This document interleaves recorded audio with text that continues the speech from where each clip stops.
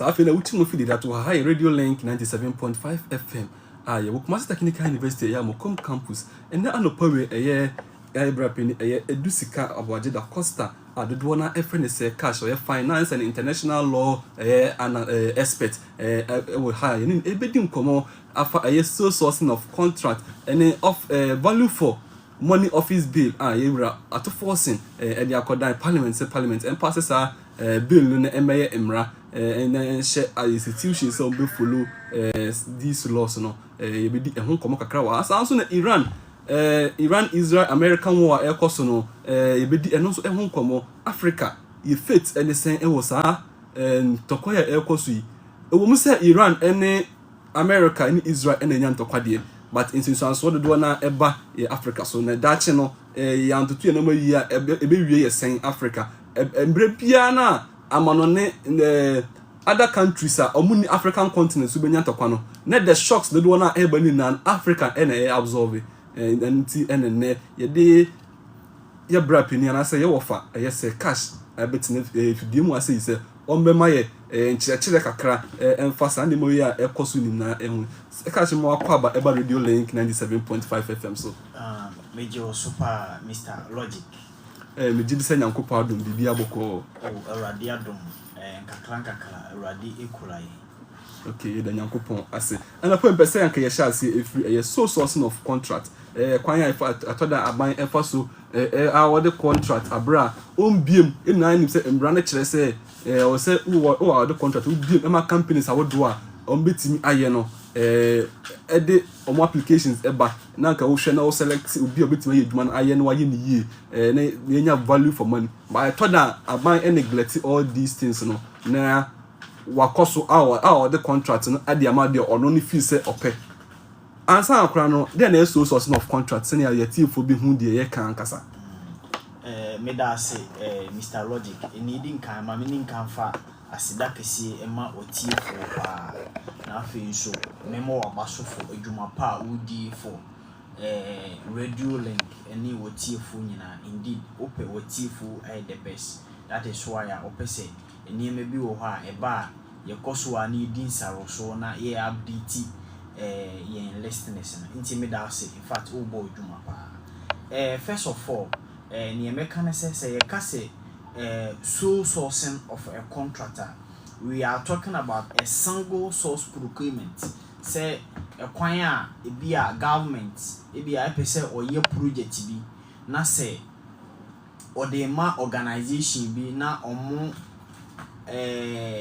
aye all those projects na instead of say we hear procurement act ensure something called transparency.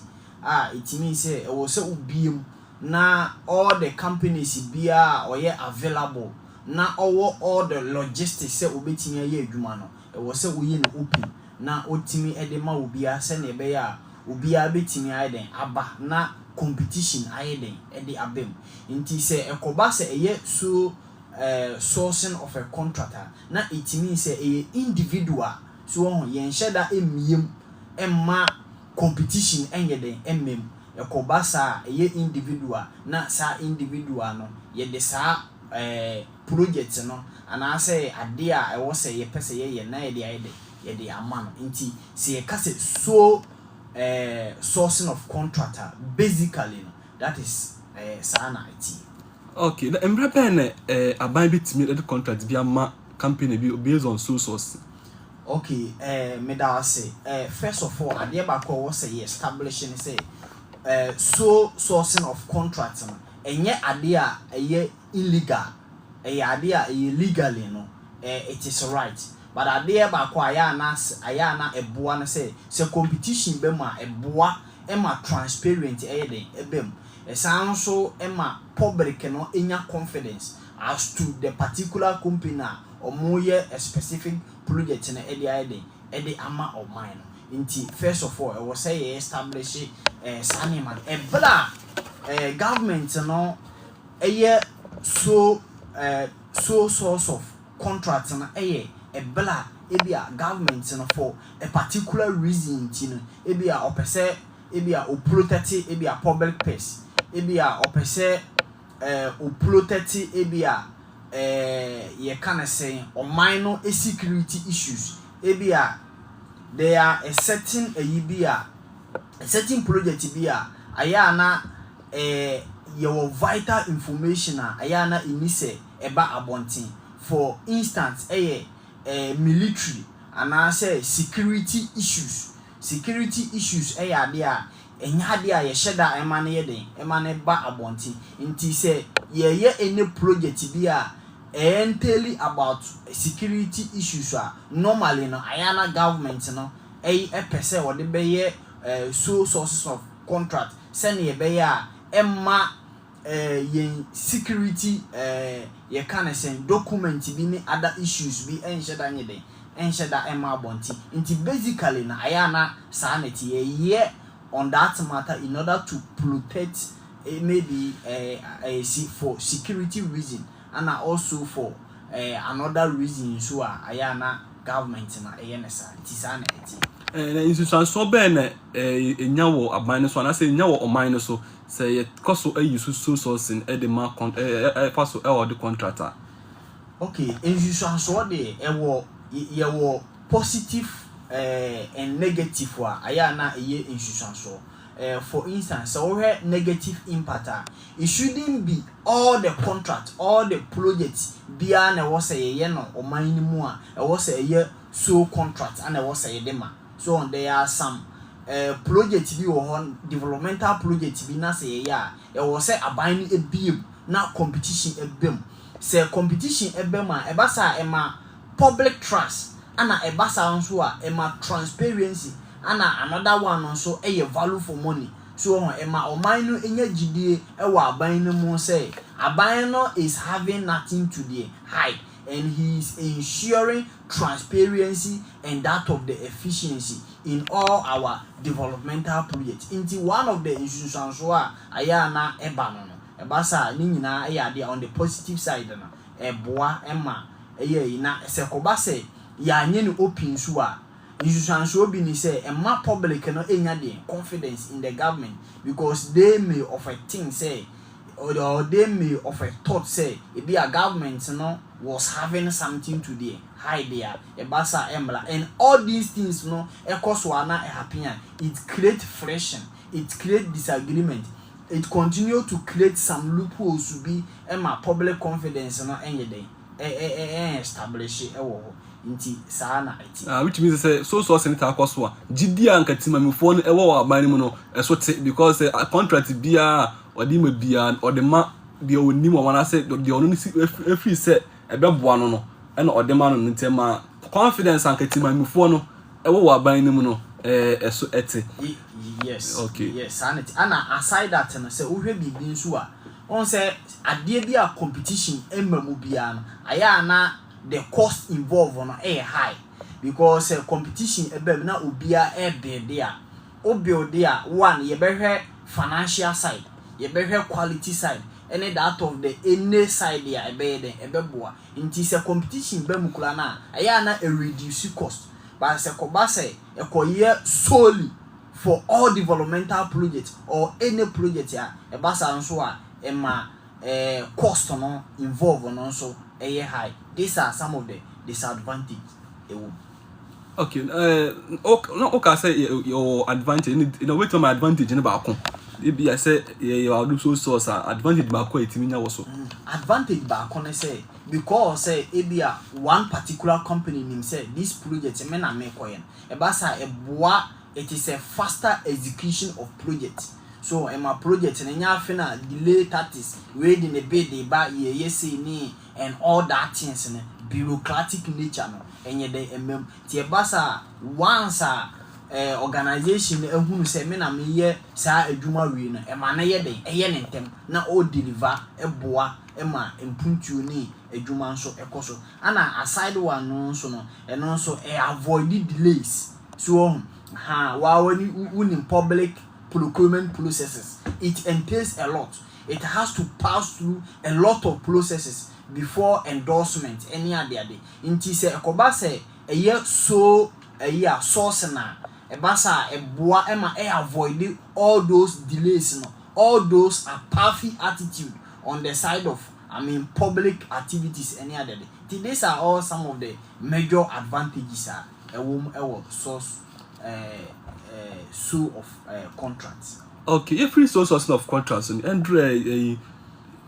the course of the month, your honor, the finance minister here honorable case at forcing a day bill become a parliament say parliament and share and on passes a bill what to the value for money office bill 2026 and or the coordinate parliament say parliament and pass it and for emma no now you share value for office bill 2026 here and your idea ever replace procurement process ana say didn't kind matini a follow the proceedings no well pa and so where value for money na enye ade a ebe replace procurement act and answer be a procurement authority but ade a I think say Ghana kola no ya check where major advanced countries the likes of UK, the likes of US, the likes of France, the likes of China, the likes of Russia, they all have this kind of bill, sir. Yes, sir, a boa ensure efficiency, a boa ema quality on the side of a particular thing, and say Ghana 18 this value for money bill no eba sir ebe ensure aboa ama ebe prevent a lot of errors, a lot of overpricing.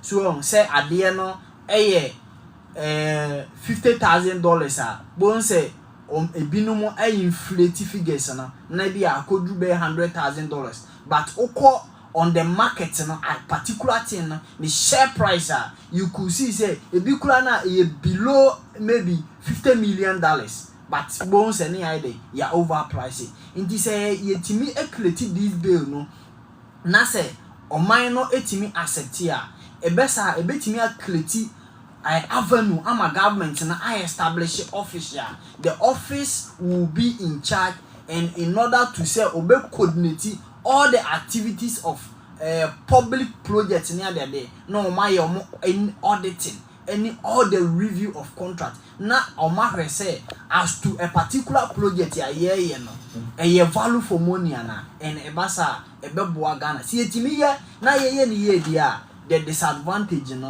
outweigh the advantage outweigh the disadvantage when what say because of say when ever giving in more transparency to media government institutions agencies ministries when every time investor confidence be aba omanimu yes ebe boa ewo niema bibiri ebe ma investors enya confidence public activities because over Africa one of a tina aya na Africa pa how you see a price yen items any enema as to a kwan a ye pese ye faso project public domain manase public sectors no inti say ekobase yetimi coming out with this such bill na say parliament etimi agituma and ebasa ebeboa oman no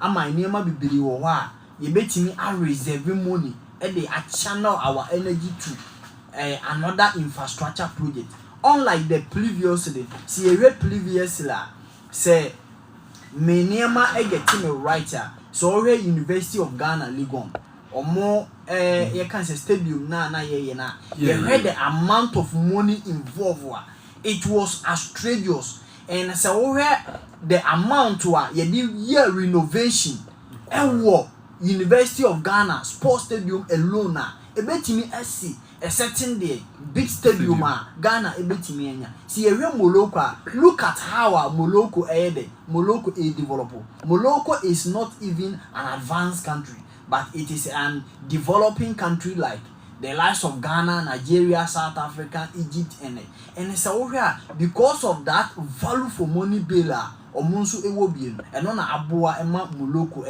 etumpo ndi say yen maintenance the cost involved for the maintenance of University of Ghana sports stadium alone now all they compare that of the Moloko one of the biggest almost stadiums yen maintenance alone kula no cost more than the full stadium. Yes, and of which yeah, it doesn't help. Yes, sir, and why younger sir, you delay your near baby. I think say it is a very good idea, and I commend the government on that.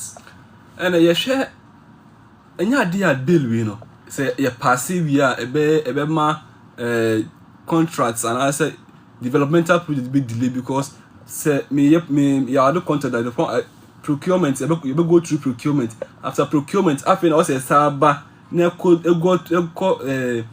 value for money office and some amount so association any dey be delay developmental projects. No, I don't think say on say adibia we are they are initially no there will be some struggles. But once umunya equity that office now, there will be a separation of duties.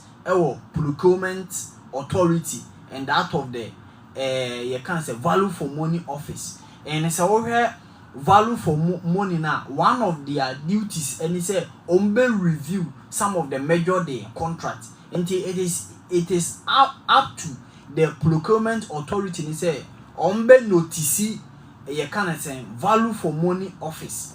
Say this is the project here. Air cost now or more the contract and all the details. Then also all the reviews and the check and then audit process in Libya. Now Omar say as to how the particular contract the amount a value for near person sana yibinyana.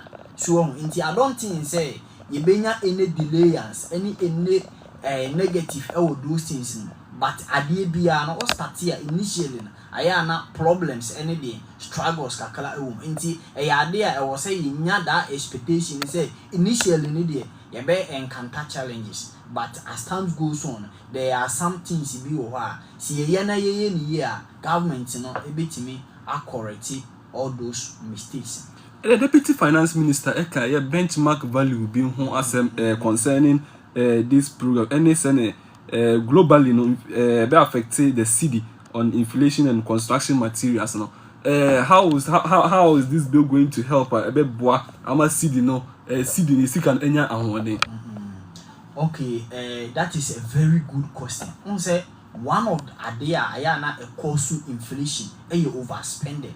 So it is a yetimi ede sa value for money bill we say aba ebetimi aye all the reviews, ebetimi aye all the audits. Na ama overpricing akofom and say overpricing akofom so government expenditure ebe kofom and government expenditure akofom so fiscal measures government indirectly or creating in the system to reduce spending and it's a reduce spending so automatically inflation ebe kofom ntisana you share this bill now I dey betimi ama yeka yede as your debt no so betimi say debt ni si content em betimi ama na slow down kakra dey ama ya na say betimi ate debt ni so kra dey ama. Yes, of course directly no betimi ate so because at the end of the day no there are a lot of some of amount of money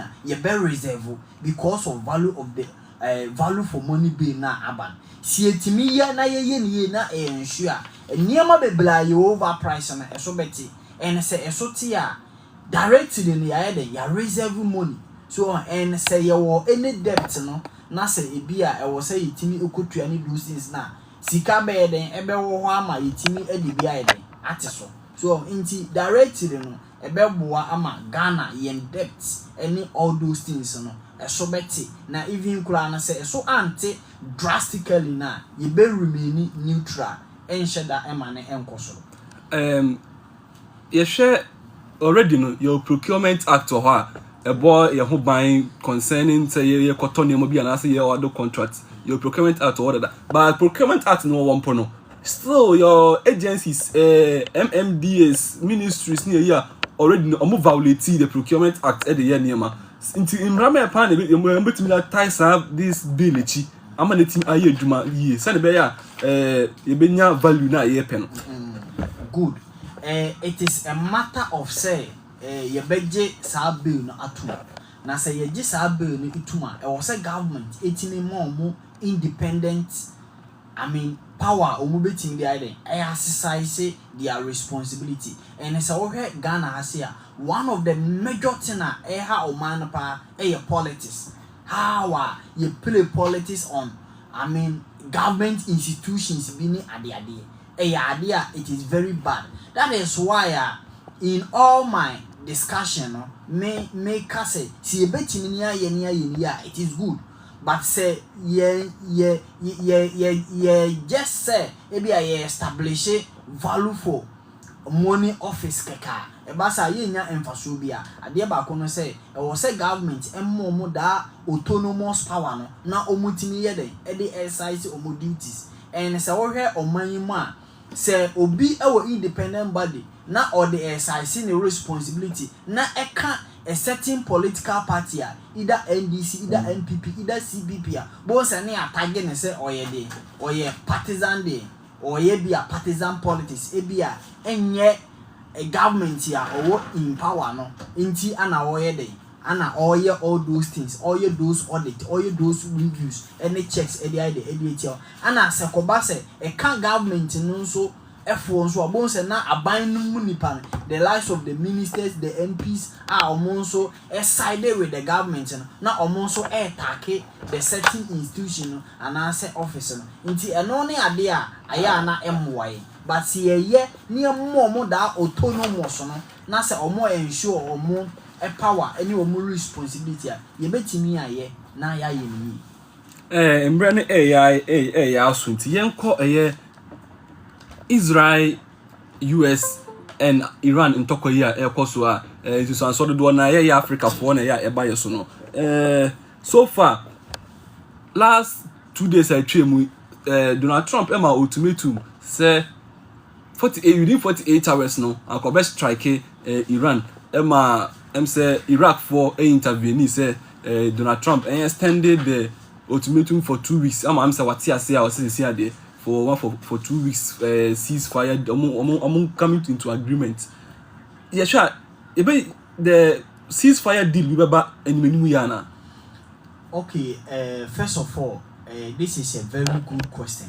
Adia bakwa, first of all, meeting can establish all this war equation. It is unnecessary. It is unnecessary because internationally, we have laws regarding wars. We have UN chapters and was say ye say o man be a sovereign country and o man be a sovereign country it means say or then who to implement whatever or person will implement it for the benefit of his people. Now say a certain country be attack if he say be a near maybe all year in Korea. I was say all those things at the money international law not a dealing with such country or such government any UN chapters and so where all this war and Tokwa Israel US Iran any issues near that there I was saying was a UN na was a intervene can you senka a bacola as to this war and all these things at the end of the day a buy Ekoba yen to kwa se ejapade ni ade all these things are coming back to negotiation the table of which here in kana ye betimi ayede aye those things UN can intervene ye betimi aye diplomatic consultations any dialogue any negotiation na entiase beba because at the end of the day look at ejapade a o ma say no look at inflation look at high prices in oil prices are heading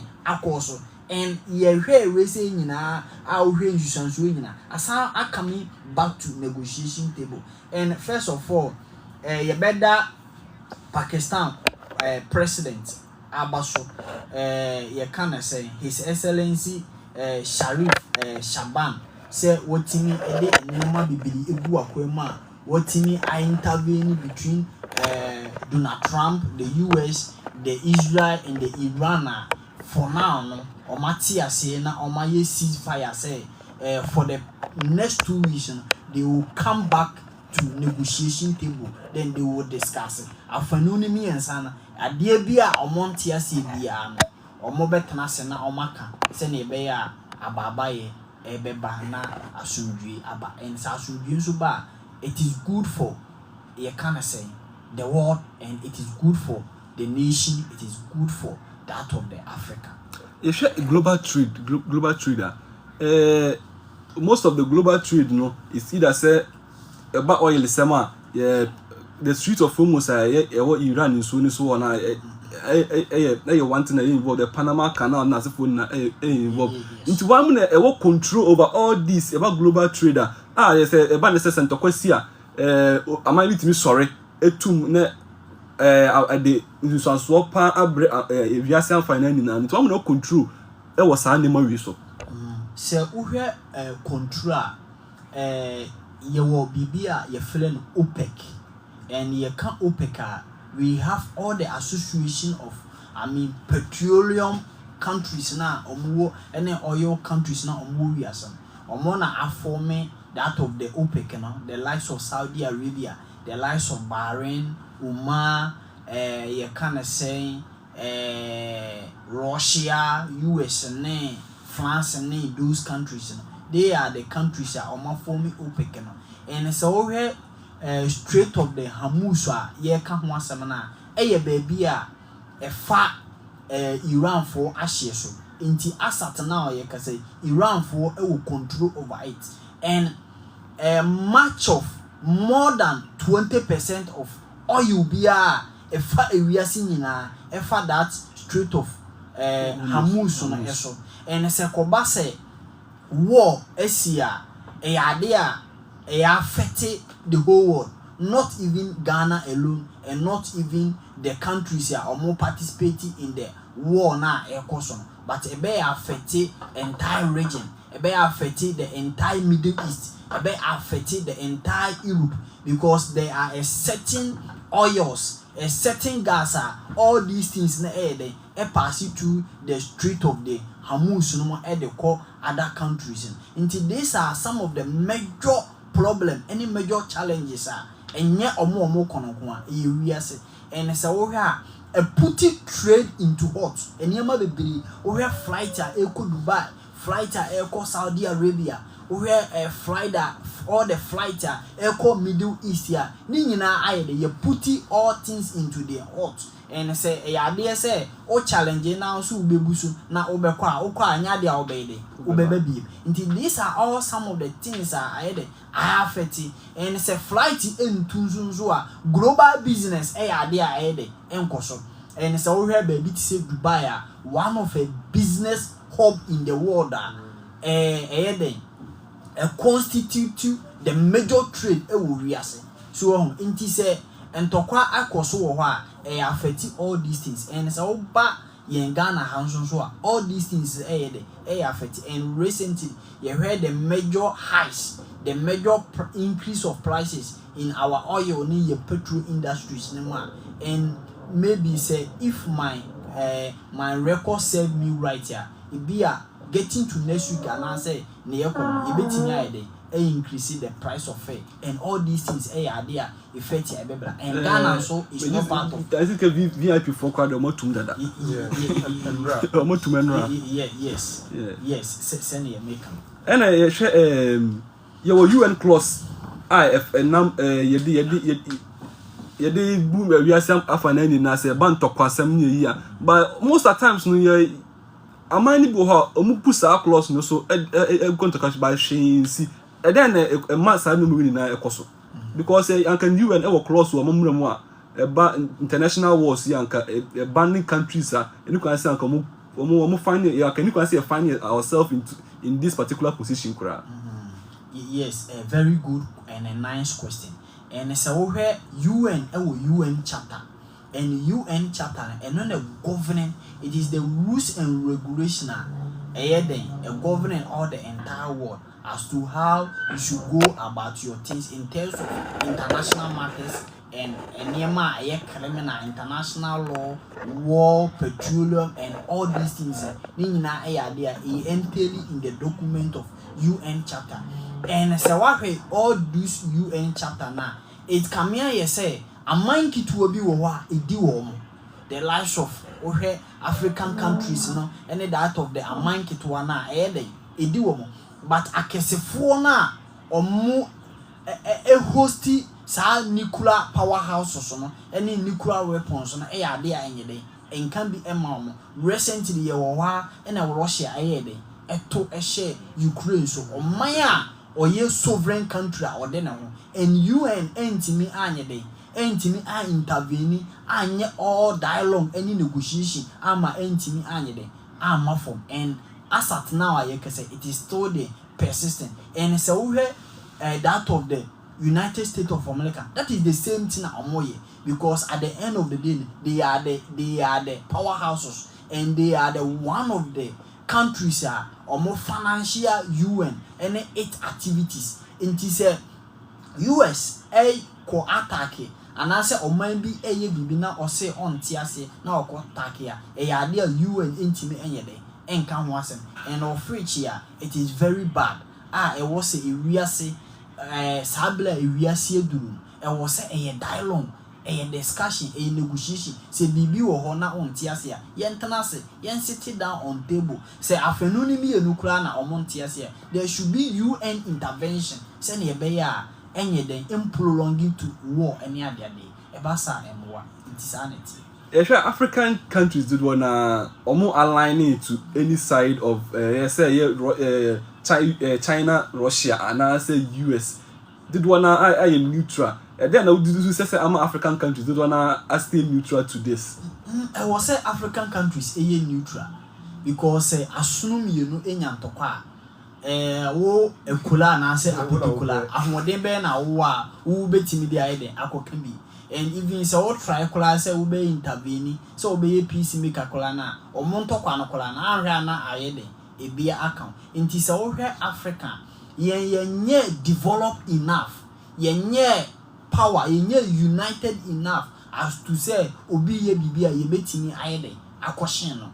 And all these countries ye kan omo ho asema omo kon, they are the people ye kona ye koyeden ye ko bolo e wo no. And say wokoko bobesia e wo bi ho ana say obi hwe no ma oduane na say say nipa no ya ade na enya ubetimi aka na ubeka kola na what will be your position, what you say o kan ni nyansa in this area Africa, that will be the best position yen so ye be and enye ade nso e wo say ye site with irrespective of the situation in this Africa, and I said that of Ghana yes siding with a particular country. I will say it be a ye will be it is about negotiation, it is about dialogue as to how you also enjoy our peace. Na yen so ye niema ebekoso. Yes, you see we are saying my akun ekoso do na no AI any technological advancement. You see we here say oben han ya soja fo bebrebe na what is some akwa say ye kokuntokwa esi a wotina be otedem no mi a press button no hwe na ade ne kɔ Africa sanema we ni nai ye ni bi nti ekwan be so ene ye be fa say yenkonya ye hu in the situation esi a Iran na America ewo mu. Okay, a very good question. And it's a question now will be sana Africa adeɛ baako a entimi mmoa ɛma all these things na yenso ye betimi are coming out with all those things, and he say unity enye dem emni yemu. So we one of the thing ama United States aye powerful a constitute major state ana omoya de omaka bomb into a particular day country. And it's all Africa as here. You were all the countries baby. And this is a time it should serve as a wake up call at the Maya. Say yes, so I was here the self the reliant on a certain things. Not dependent on the lives of Europe, the lives of Asians and the Middle East and that of the day. Other countries, you know. I was saying so I can say na yes, yeah, a man or a year a Maya. say ye ochine bi no say emwa bi emfiri other countries ama yen so ye ne ye betimi ayede aye enema and say wo wa ye onema na wo ye self reliant ya eboa ema enema bi wo ha unsu betimi ayede ada wo ho na watimi coming out with a lot of initiative ade sa all these things na aba nti it is a wake up call for Ghana and that of the African countries. And you share the dollarization. Kwanya faso the dollar na di edwuma bia ye di bia and Russia and China aka mo hwa bom na wagofa bia abaya friend BRICS. I see some countries need be say align with South Africa, I align with them. Brazil are joining as almost they will trade in BRICS. You see, and am I mind to call America and air queen? Contributed to the fact I must see $1 now holding a from Nana. Yes, that is one of the major factors. And so where you can say dollar dominate we are seeing in our trade. Say maybe assuming say we Ghana in na so percent oko Russia and answer be oko China oko US and say be oko di maybe or say all your local currency no osesa e de call the dollar say irrespective of a particular country or ye the okon and it is one of the major assets here ebua United States of America ema de bia no omo country no eye de ekoso and that is where a might be etanase e can mean say they have to come out with another substitute asset here and I say substitute product betimi aye in place of the day dollar no. That is where the lives of you can say Brazil, the lives of South Africa, the lives of Russia and China more coming out with the brace you can say initiative send ye be a betimi aboa na replace dollar na enema bi wo ha ye independent more on dollar no. Because once you are trading on the dollar na eboa ema dollar na ye de eguru and dollar no so one of the major assets here and no na ema America for de esikasem de ekoso in this all person wonsu sikasem ekoso. These are all some of the major initiatives and US ehuni say all these things na threat e de ema omo nti omo so they won't sit down for those countries no ebe collapse omo dollar. That is why omo so use a lot of propaganda, a lot of things send ebe ya omo so de be dismantle all those initiatives send ebe ya omo dollar na be koso ayede enya dominance ewo system. You see most of the African countries they trade with China. That one African countries trading with China they are a high US ana. Yeah, a high US, but so oko international and UN chapter or maybe a sovereign country. And ye cast a sovereign country or maybe a war ni to me say obetimini or maybe a diga. So inti say Africa ya site and so where China so all the prices of goods and all the items in China is very affordable. A form as compared to you can say the items here US. So inti on my baby are coming out and who say China for nema form and so where quality wise on the items on the market and so on the more quality in this our for no be more qualities in India and then we need to negotiate with China. So and if we are negotiating with China so we are dealing with the Chinese here. So and once any country, more country is trading with China now, that is where China so esikasem ebe koso and yes a major threat to the that of the US and Russia and other European countries. That is why US doesn't want to sit down now on say China because I enjoy those prosperities any trade balances any those things. You see, I send a mine, AC corner or Hano, Amaria to wash away, so Maria to wash away. So,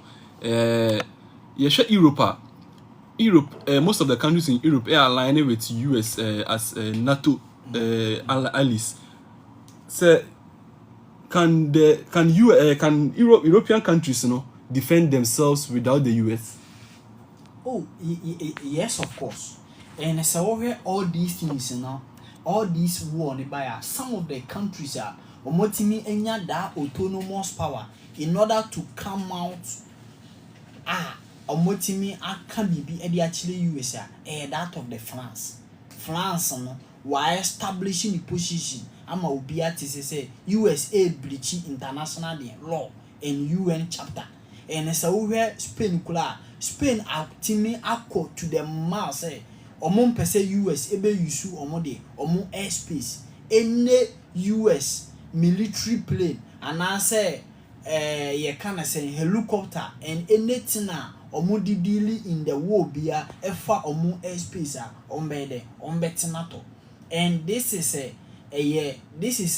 you can say confidence these countries etimi ayede are coming out na omaba omatimi aka bibi ede actually US. And so there are a lot of countries they offer things say US is so powerful that idea US can be you have to bow down with this idea. And so we recently idea Iran for actually no ama yehu say there is a certain loopholes with the US omo nye that powerful no sir, because we entokwa Donald Trump ema ne hu 1 week say 1 week no obe finish Iran you can say oma ultimatum oma deadlines be. But here we are omo nyina akanase into a negotiation table omo ye de discuss in this whole Europe so constitute two major countries, the likes of France, the likes of UK, the likes of Germany, the likes of Spain, the likes of Italy, the likes of Portugal, any other countries, and US though US so constitute with the major state also powerful on their own. But say akoba say US attack European countries now, they can defend themselves. Once mining coming up together, they can defend themselves. Look at even recently on the Denmark, Greenland, US, Donald Trump or US etnasi, Prime Minister of UK, Stammer etnasi said they won't sit down. Emmanuel Macron, they all come out. They send their troop echo Denmark, Emma Omudi Kugu, a Greenland and also. And as attention say obeko for the Greenland. What is it? Europe there, they have that power, they have that sovereignty. Say or maybe irrespective either Russia, either China, either US, they can defend themselves without any hesitation. Okay. And so we so Africa as a continent. The shares and US to share on my bisu, Russia to share on my bisu. Then I would this Africa. I was say That is why I make say this time it is a wake up call. Africans, I will say you share a lot of lessons as to how we go about our things. I will say yensu a hwe e kwan bi a yensu betimi afa so. Ni aye self independent. So on ewo ye ho ye betimi a coming out with a lot of initiative. Ni yensu etimi a create baby. Say anya sa na say de bia ni depend on people e ba sa you call yourself as a sovereign country, but indirectly you are not a sovereign country, because once you are dependent on people you are not a sovereign.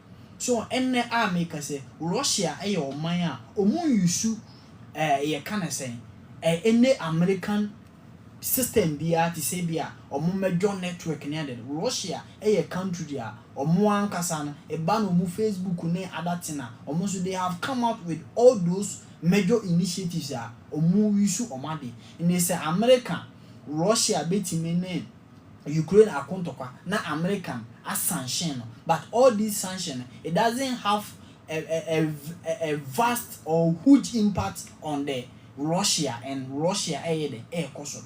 Ye waha ye hu say ye can say ye can say Donald Trump be president American what they a lot of tariffs, and say ye can say tariffs these are some of the major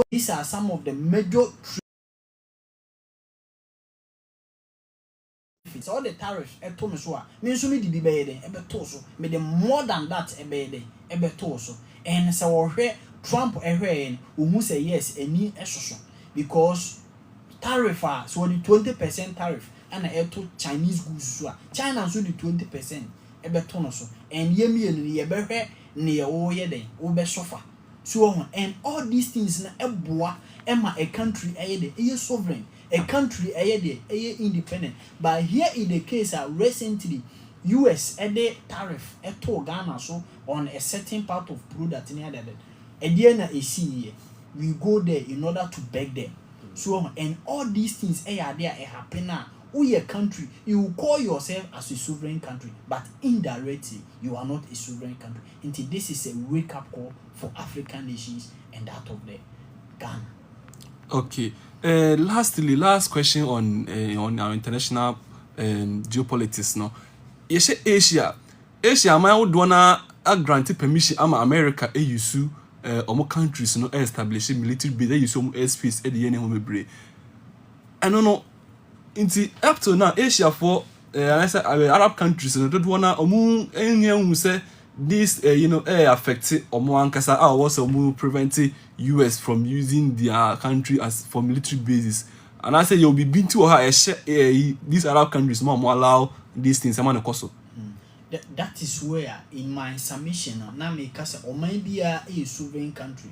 And sovereignty na ema na ho kwan say ono o man bia be den ebedidwa ono o man bia ebe den ebeye ne ope so and so wo hwe baby to say South Korea will allow herself and now US and the military base aba. It is between the kind of negotiation or the kind of bilateral agreement here two countries in a day and so it is between the two countries. So Anna say obi to say Russia and so North Korea, Russia and so China or maybe a sovereign country or the no say obey obetimi or maybe those things in there and yet it is up to them say they will come out. They will be of a thought say we are Asia countries, we have to come into one table now dialogue into a lot of agreement in order to reduce or come against any oppressive behavior. It is up to that of the countries okay, me that's a pass. Cash and San ever radio so I'm call Derek so the old my radio link it here for and San ever radio so from my so say so bisa Sir Kash and so no bisa na ya so radio so Derek I like the media me new question be am Sir Kash also already you know my admiration for him. He is somebody I admire a lot. So because I'm inclined to intellectual. So anybody who exudes wisdom automatically becomes my friend or my mentor. I've learned a lot this morning with regards to the broad topic he has discussed. He spends less than an hour, but some educational sebi and he has exhibited in America. It's not quantity the quality. It'll be kind. Also, don't give unlimited power to limited minds. Let those who can do it correctly. So media, I'm happy for him coming here this morning. Always we are on phone and friend and the casa, but he being here, I'm happy a lot, and I'm also very grateful meeting you for the first time. But me who Misha and who's okay, yeah, no, yeah, that's our president. I feel so. I'm happy that this morning I've also learned a lot, and to our cherished listeners and viewers, we are grateful that they are because of think that ye Sabi among course one taishi abena baby so no we will bring them nothing but the best news as we will have. So to radio listeners 97.5, we thank you for always holding us down. So but Alaji, let me also do this birthday wish and then me feel preko. Me ankasa me senior bamba kope if I know Abbas Sariki me am senior pa sika born on the who I was say sika reni and then birthday. So Abbas, I wish you a very happy birthday. May the good Lord continue to, as it were, bless you. So we will meet and you may also there may not be never pee. Okay, I'm running to no Sir Kash on our fun last year asama or my radio link for abra yeso dwumadi so no on for my radio link for na yetimi yeso dwumadi na DJ Pablo abetime with TD ne bre na aso anasa na on share ni dwumadi ase. First of all, Mr. Link, my member abaso. In fact, for a Juma Sona, who year for the radio link, the Bia Metaitu, me some of the fascinating and interesting topic here. Ayana will discussing a boa a tifo, a momunya in-depth knowledge and education on a lot of issues, either being local, either being international, and a idea you are on top of. That game, and I would like to commend you on that. And then all the school, Kumasi Technical University, and Penyufuni, and Nema, Omodia Guaquem, the Vice Chancellor, Professor Jomo Moniema, Omodia Guaquem, Ediamo School now. You can see, and you a major improvement here.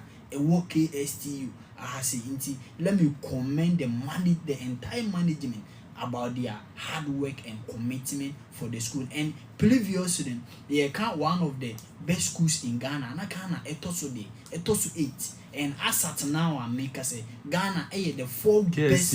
Yes, the 4th best university in Ghana. And for the technical university, for the last 5 years, KSU are retaining in position as the best technical university in Ghana. And it takes a lot of hard work, a lot of commitment, a lot of struggles.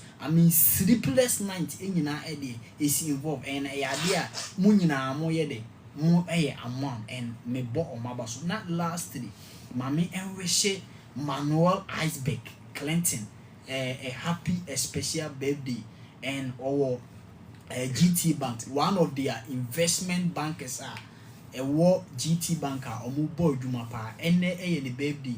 We wishing a happy birthday. Namasre, Yamishra, and the Amana, say Bia or Bia, a rade emani included for. Made our say, Namachia, a tifunya. Okay, yes, that was a pass.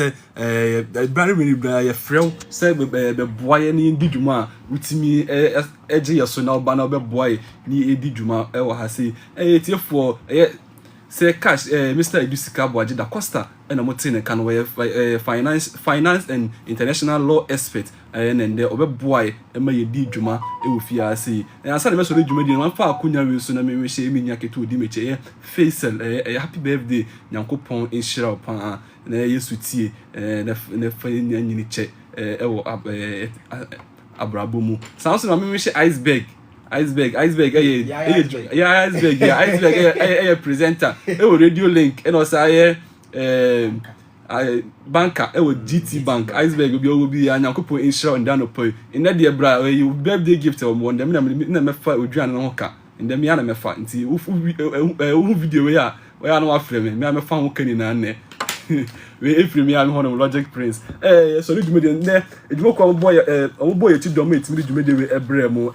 Rejoice catering services and a soya send sound soon. Jay-Z Ferry Ventures and so can be and almost soya send a man. It's me to make a bremo. Now, bra me sorry, DJ Pablo at a mid morning a bremo macramo. That Sunday, be say she be.